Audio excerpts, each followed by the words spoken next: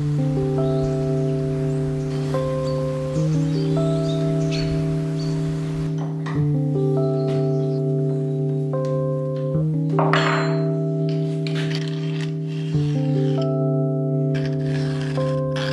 been an artist since I was 15, basically. My brother said, "You're only good at art, only do that because you're shit at everything else." And he was quite right, so I only did art.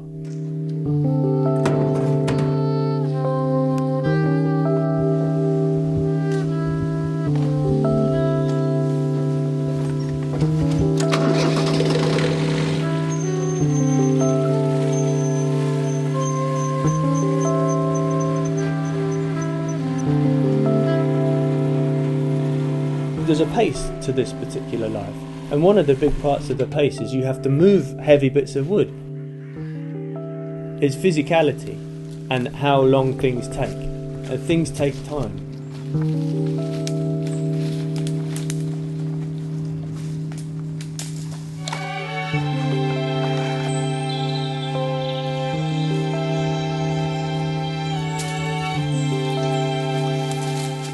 You will lose a whole morning to moving a piece of wood 5 to 10 meters.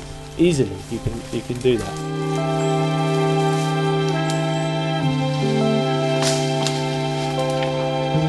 So this is the bit I want here.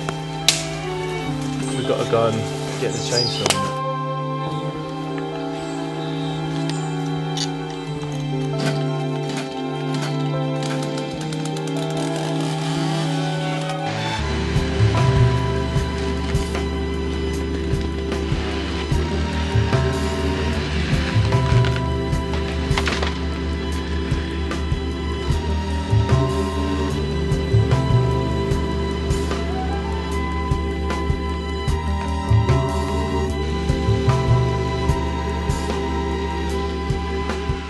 It's the shape of what happened to it. That's what a tree is. A tree is the shape of its own life. And that is what a human is too. Like if you see somebody's hands or somebody's face, or, you know, there's an innate evolved ability in a person to understand things at that level. Pre-language, you know, pre-culture. That's how your mind works. And so I think when you see a piece of wood, you understand it at a visceral level, at a physiological level, before you have a kind of reaction to it. And so when I use wood like that, that's kind of what I'm doing. It's the same thing with working with people who have had experiences in their life, or that kind of richness to somebody's character. It's the same mechanism, if you will, in your brain that understands somebody's beautiful because they had these experiences or whatever. They're weather beaten. And I suppose that's what I'm doing with the work, is exposing that.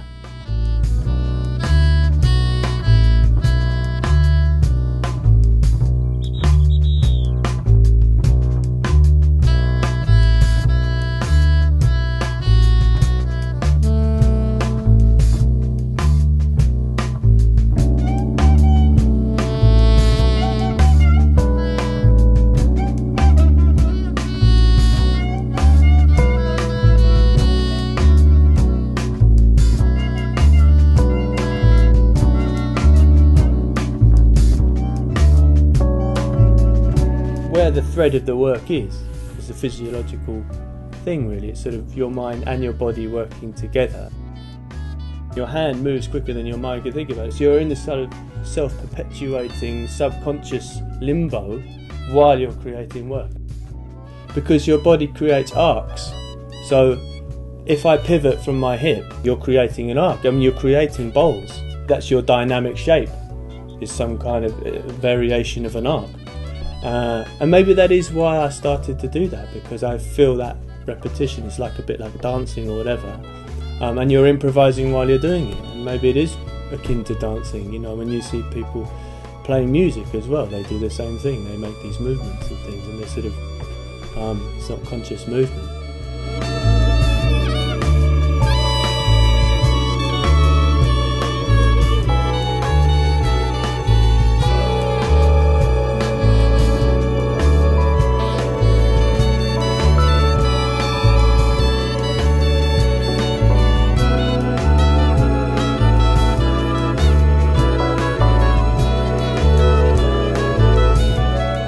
work is almost finished when you make the perfect shape. When you can get from the bottom of the thing to the top of the thing, the movement of your shape, when that is then completely unobstructed, then that's when you finish the shape. And that's sort of where I'm at. I'm sure in 20 years time I'll have a really cool Mystique worked out, and it'll be really expensive to buy. But at the moment, that's as mystical as I get. Alright?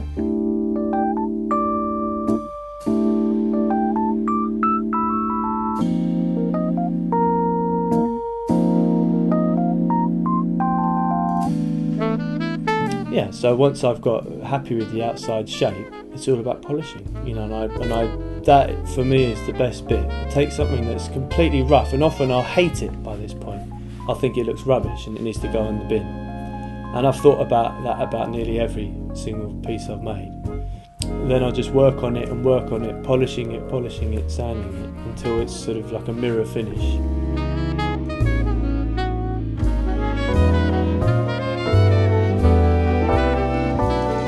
As you polish it and you respect the fact that it's broken, like there's bits in it that are broken, and you respect the fact that this bit meant that it had a terrible moment in its life, and that you can hold it back together by using a precious metal or something.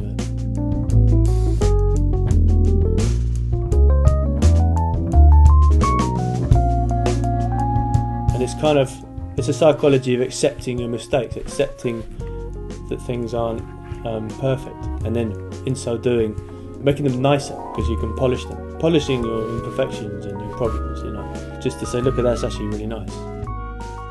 The intrinsic beauty is the shape of its experience, and so I sort of try to polish that back and respect it and make that the work. The colour element is born out of wanting to put something into the pieces that is completely artificial, that is plastic, that is bubble gum, you know, that sort of defies wood, because I don't like to be too woody. I want to make something that's exciting as well. And so I mixed neon, you know, this sort of awful trashiness, into the beauty of the wood to juxtapose it, simply as that. And with the metal as well, it's a similar thing, you know, you're filling cracks, it gives it structure and integrity, but you can polish it and see yourself in it, and then it mixes with the wood, and it's almost as though the wood is bleeding metal. That's the idea. It's like it's metal inside and it's got a wooden veneer, and it defies your perception of a material that you're so familiar with.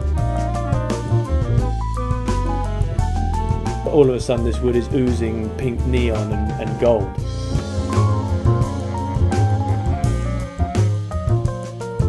The end of the piece for me is very definite. I know when it's over. And it's basically an elegance.